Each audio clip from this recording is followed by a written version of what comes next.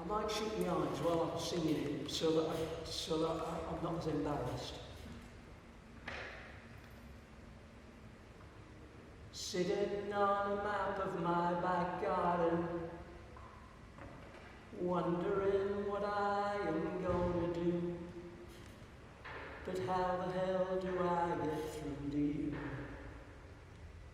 How the hell do I get through to you?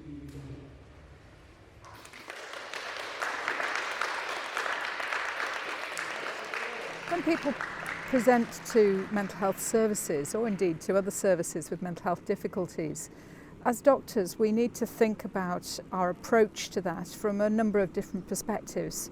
People sometimes talk about a biopsychosocial angle, thinking about the biological. Our disciplines are rooted in science, but more importantly than that, or at least running through that, should be a recognition that the psychological and particularly the social aspects of people's care is equally important in helping them to overcome their struggles. My experience is that doctors and students sometimes struggle to understand the importance of the social element of a person's care and help.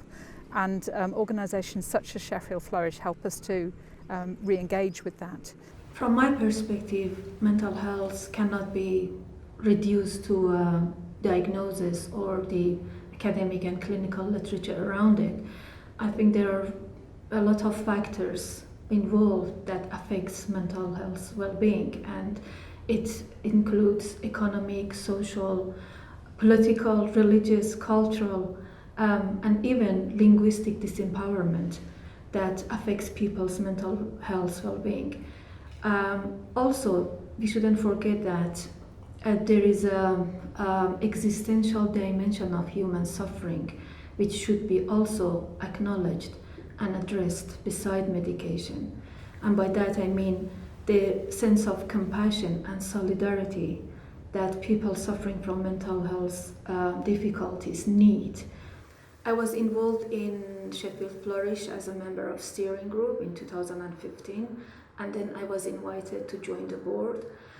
Sheffield Flourish to me was a kind of home, really. It was for the first time as an immigrant I felt at home with a community that shared my values and radical vision about making positive change. Sheffield Flourish, the charity is set up according to an ethos and a set of principles, which I suppose are broadly to do with working with people who live with mental health problems to help them build lives that are more fulfilling in whatever ways they want to. So it's that fulfilling bit is defined by them.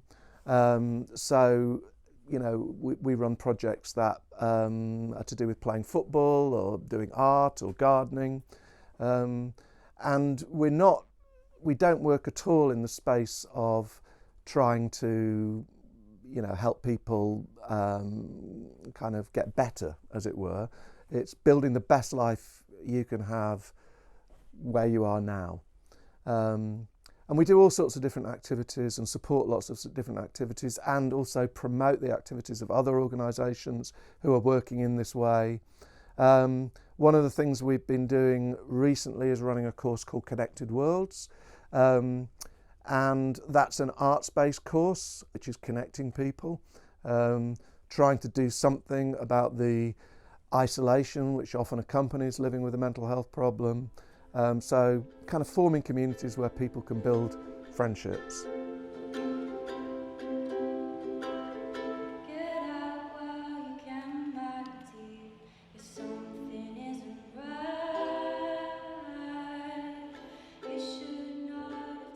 I moved to Sheffield in 1991 from Portsmouth. I was working at a pizza restaurant.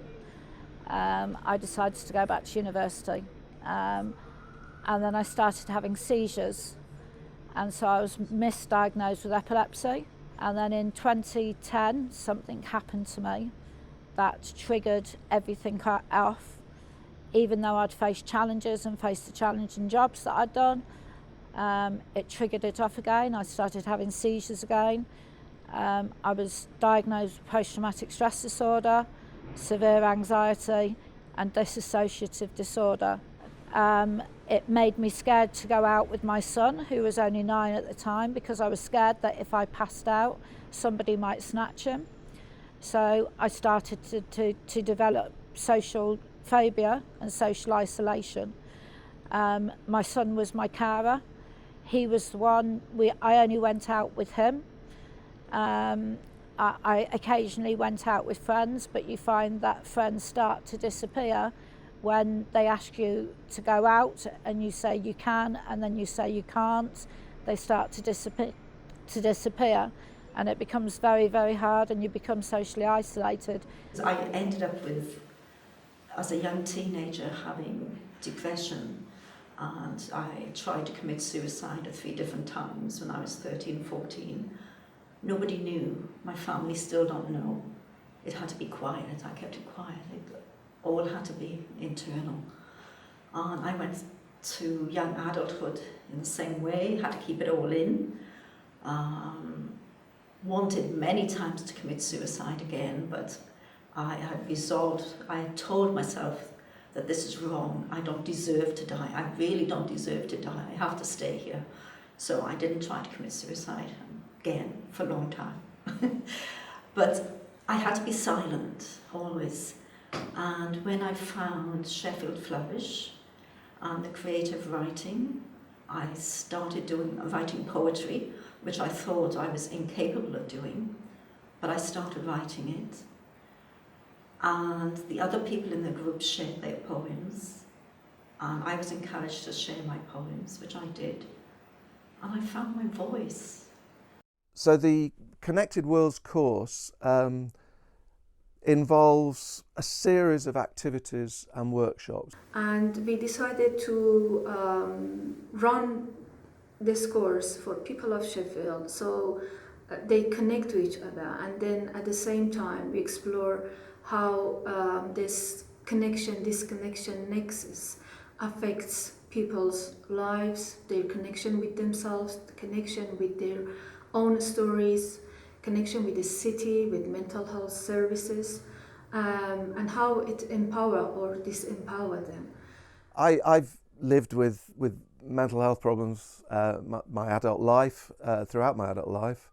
I first saw a psychiatrist when I was 14, and I still live with mental health problems today, more or less on a daily basis. My experiences of using mental health services was a really difficult and unpleasant one. The gist of my story got crumpled in the wrapper and fell into the lining of your favourite coat. Pour me a drink, love, and I'll pour one for you. Let's dissolve ourselves and relocate each other's pulses. The development of compassion in our workforce in general, and in medical students and doctors in particular, is an absolutely crucial element of training and workforce development. One of the things that involvement with the arts can do is to break down that barrier between the professional and the service user, or the person in distress, to encourage us to reflect on our own strategies for building our strengths and a sense of resilience in ourselves. I mean, well, it started off as a small group, which was quite good. The first day I walked in and it was a large group, I felt like turning around and running away. It was absolutely terrifying, but I got over that. And to be able to overcome that challenge when you have been socially isolated and alone, being alone is horrible, and we need those social interactions, and sticking people on drugs is not enough. We need those social interactions. It's clinically written that we need those social interactions, that we need hugs and talking to people, and instead of just being sat in the house watching TV and getting hooked on Jeremy Kyle, which is not good for anybody, trust me. We need those social interactions. It's just, I can't express enough just being around people to be able to talk to people, to have that supportive environment. Like I said before, you don't need a support group. Support groups are fantastic, I'm not knocking them, but to have that supportive environment, it was so positive. It brought a positive energy that I never had when I was sat at home by myself. One of the things we do on the course is draw maps, and people will often draw personal maps. So we get people to make a map that's not accurate according to measurement, but is accurate according to their feelings about a place. So it would be annotated with stories of a place. The places on the map would be the places that were significant to them. Yes, we use different strategies of storytelling, which included poetry, creative writing, painting, drama, as alternative language that could provide different mediums of expression, and to see which one is suitable for them or helps them to articulate what perhaps was unspeakable. So for me, something which is really important is my love of music. I enjoy singing, I enjoy playing music with others. That's terribly important to me and sustains me in my career. And I think there are many doctors who would say that art is an important element in sustaining their ability to continue to be compassionate towards in what can be sometimes a very difficult job. In the last decade, we have moved ever further away from the idea of a perhaps paternalistic view that professionals know what is best for people who are struggling with their mental health. There's been a much greater interest on trying to personalise the type of interventions that people will find helpful. And in order to do that, you need to be working alongside patients or service users to co-create that personalised care plan which is going to help them. Professionals can spend a lot of time on telling patients what is right for them, but if it's not right for the patient, it's not going to work. It kind of seems an obvious thing to say that compassion is important in mental health, and it kind of is an obvious thing to say, but I also think it needs restating. So, we've constructed a vast edifice of services to try and support people struggling with their mental health, and ultimately behind that edifice is an idea of caring for each other, actually being bothered that someone is not well.